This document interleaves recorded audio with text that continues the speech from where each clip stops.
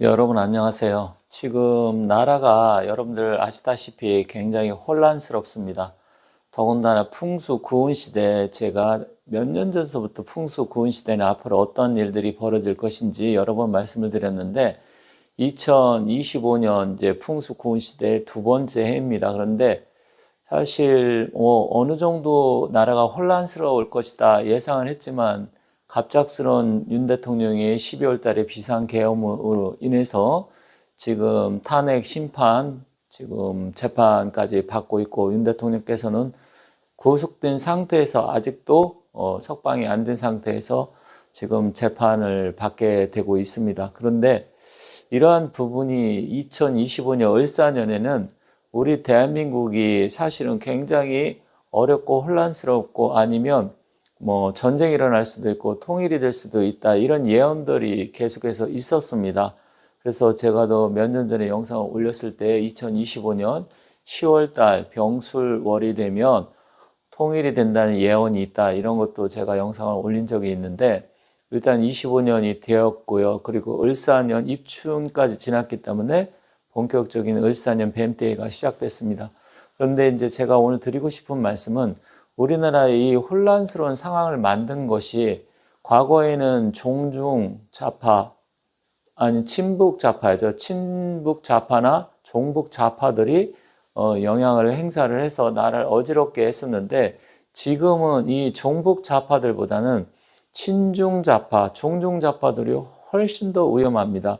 그런데 과거에 아시겠지만 이 친북 성향의 좌파들에는 거의 뭐 야당, 지금의 야당 쪽이죠. 이런 쪽이라든지 아니면 뭐 어느 정도 간첩 세력들, 그게 드러나 있었는데 지금은 이 친중 좌파나 이 종중 좌파는 생각보다 드러나 있지 않았었습니다. 그런데 이번에 윤 대통령의 이 비상 계엄을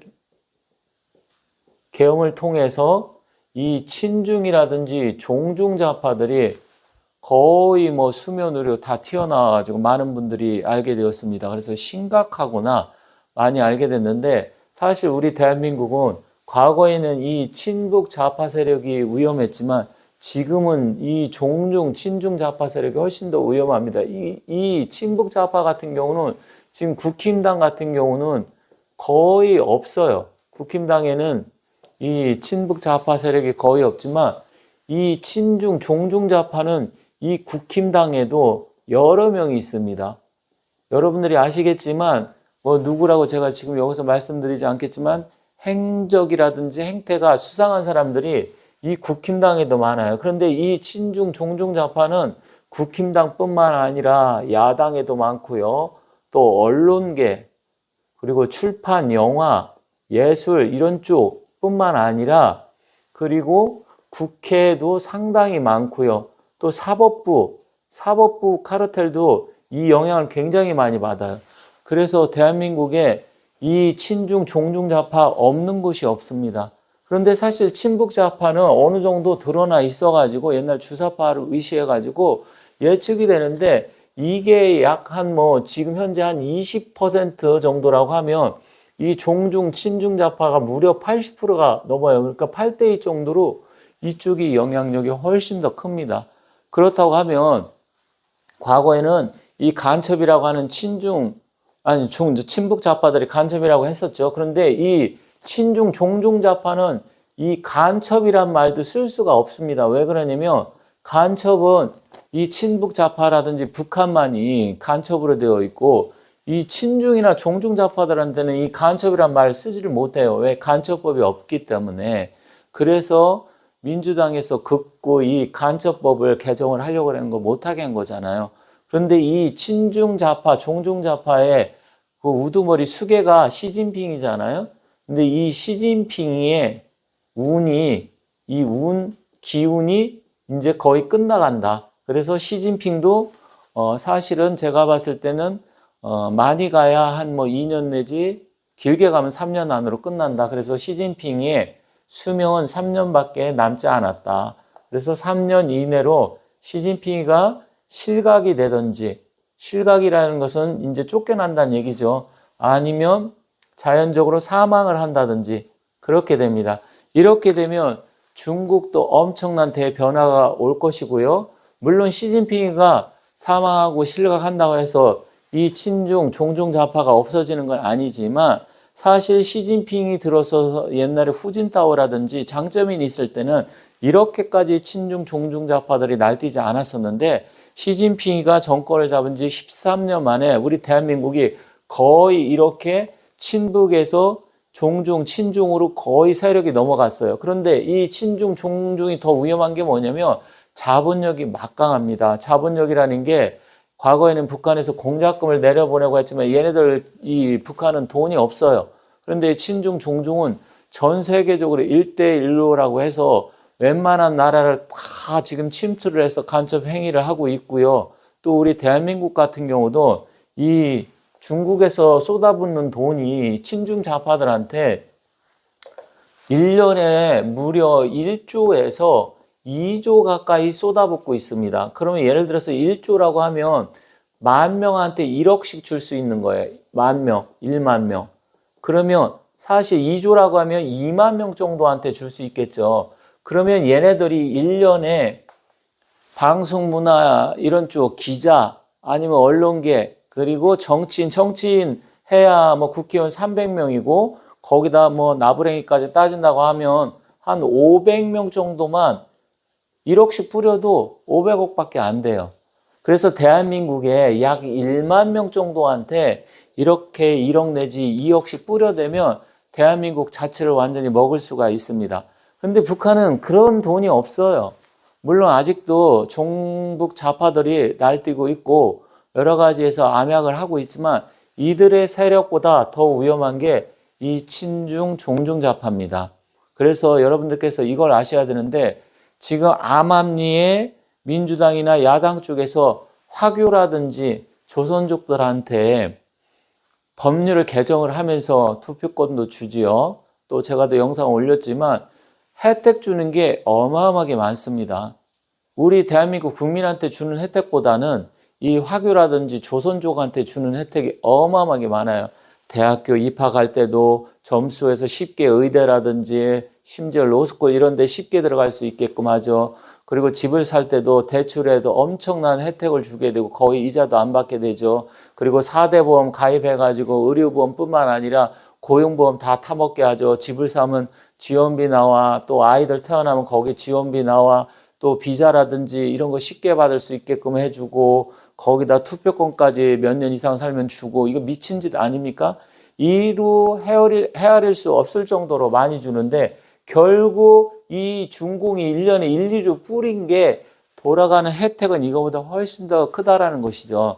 지금 캐나다 같은 경우도 트레더 총리가 쫓겨났잖아요. 거의 쫓겨난 거죠. 이제 뭐 트럼프 대통령 때문에 해서 그만두긴 했지만 거기도 이 친중 세력들이 엄청나게 많고요. 또 투표를 부정선거를 실시해가지고 계속해가지고 이 중공한테 중국 공산당한테 유리한 사람들을 부정선거를 통해서 계속해서 권력을 잡을 수 있게끔 만들어주는 그런 하이브리드 전쟁을 하고 있습니다. 근데 과거 같으면 총칼 들고 전쟁을 했지만 지금은 이 자본력과 또 인터넷이라든지 SNS를 통해서 또 부정선거를 통해서 중공이 대한민국을 잠식해 나가고 있습니다. 근데 이번에 국민들이 이건 뭐지? 왜 대한민국이 이렇게 됐지?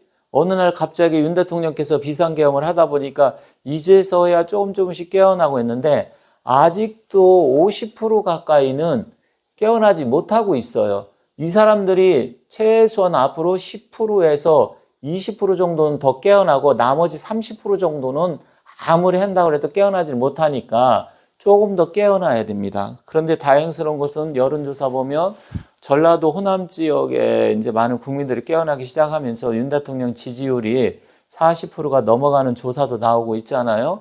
그리고 2030 같은 경우는 거의 50% 가까이 되고 있습니다.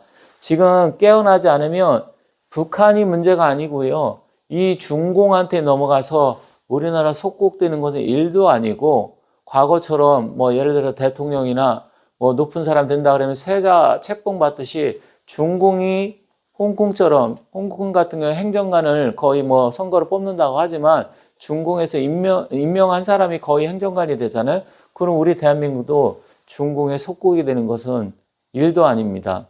그래서 앞으로 이런 부분은 빨리 정신을 차리고 깨어나야 되고요. 이들이 침투해서요, 1년에 막 몇 조씩 뿌려대는 이 돈을 막아야 되는데 지금 우리 대한민국이 굉장히 위험한 상황입니다. 그것을 대통령께서 아시고 그리고 반국가 세력이라고 명명을 해서 이번에 계엄을 했는데 아직도 언론을 보면 거의 몇 군데 빼놓고는 80%에서 90% 이상은 윤 대통령한테 비협조적이고 아직도 물어뜯고 탄핵을 시키려고 난리를 치고 있습니다. 그래서 여러분들이 앞으로 아셔야 될 건 뭐냐면 이 친북, 간첩, 이건 간첩이죠. 그런데 친중, 종중, 좌파 이것도 원래는 간첩인데 간첩법이 안 되니까 이들이 날뛰는 거예요. 그래서 사실 이 국힘당 같은 경우 이자들도 친북 좌파는 별로 없지만 이 친중 좌파들이 많아갖고 이 국힘당에도 엄청나게 문제가 되는 겁니다. 그래서 국힘당도 사실은 다시 대통령께서 이번에 복귀를 하신다고 하면 국힘당을 믿고 가는 게 아니라 국힘당을 갈아엎어서 그 날뛰는 자들이 있잖아요. 친중 세력들 누구누구라고 말 안 해도 여러분들께서 잘 아실 겁니다. 뭐 옛날에 당대표였던 이땡땡이 그리고 또 한땡땡이 이자들도 거의 이 친중, 종중 거기다가 지금 또 국힘당의 뭐 위원장으로 하고 있는 건땡땡이 이자들도 거의 다 이런 세력들입니다. 그래서 여러분들께서 아셔야 될 게 과거에는 뭐 친북 좌파 주사파만 생각을 했지만 이제 대한민국을 좀먹는 세력은 친중 좌파다. 그래서 저도 사실은 뭐 중국 음식을 거의 좋아하지 않아서 가끔씩 짜장면을 먹고 하지만 이제 특별하게 중국집도 지금 안 가려고 생각을 합니다. 중국 음식은 아예 이제 입에 대지 않으려고 하고 저 같은 경우도 중국 제품은 거의 쓰질 않아요. 거의 쓰질 않는데 어쩔 수 없는 상황이 정말 없어서 쓰는 경우도 있겠지만 제가 일부러 찾아서 하지 않습니다. 그래서 여러분들께서 이 요즘 같은 경우 마라탕 집이라든지 또 중국집 같은 경우도 보면 조선족이 한다라든지 아니면 그 중국 화교가 하는 집들이 있어요. 그래서 여러분들께서 그런 집도 이제 안 가는 게 좋다. 그리고 중국차, 전기차 이런 것도 사면 안 됩니다. 왜냐면 그런 거 하나하나가 이 친중, 종중 좌파 세력들이 다 우리 대한민국에 쉽게 들어오게 만들기 위해서 돈 받아 처먹고 하는 일들이고 언론에서 광고 때려서 가지고 그런 거 다 홍보하는 게 돈을 받아 먹었기 때문에 그런 거예요. 그러면 언론이라든지 아니면 연예, 문화계, 예술계 또 종교계도 심지어 있고요. 또 이런 부분 국회라든지 사법부 이런 사람들도 다 친중 좌파들이기 때문에 이런 사람들이 설령 받아들인다 하더라도 우리 국민들이 이것을 빨리 깨달아 가지고 절대로 이제 중국 제품이라든지 이런 거 쓰면 안 되고 여러분들 스스로 음식점이라든지 화교라든지 중국 사람이 하는 쪽 이런 데는 안 가는 게 좋다. 이제 그렇지 않으면 조선족이 아니면 중국 자본이 들어와서 대한민국을 지금도 여기저기 지금 다 해갖고 장악해 나가고 또 부동산이나 집 사는 세력들이 어마어마하게 많잖아요. 그렇기 때문에 이들을 막지 못하면 이제 대한민국은 정말로 중국의 속국이 돼버리고 홍국처럼 된다. 그래서 빨리 깨달으시고 이자들을 어떻게든지 우리가 쳐내야 되고 그게 안 된다고 하면 음식점이라든지 또 중국 사람이 하는데 이런 데는 가지 말고 팔아주지도 말아야 된다. 이렇게 말씀드리겠습니다. 그리고 다음 시간에는 아까 시진핑 이야기했는데 시진핑이가 저는 뭐 2, 3년밖에 안 남았다고 생각을 하는데 이제 시진핑뿐만 아니라 중국도 지금 망해가고 있고요. 또 중국의 이 권력 교체 이렇게 일어날 가능성이 큽니다. 그리고 시진핑이가 원래 27년 대만을 침공한다고 했는데 그게 쉽지 않다는 그런 부분에 대해서 다음 시간에 말씀드리도록 하겠습니다. 감사합니다.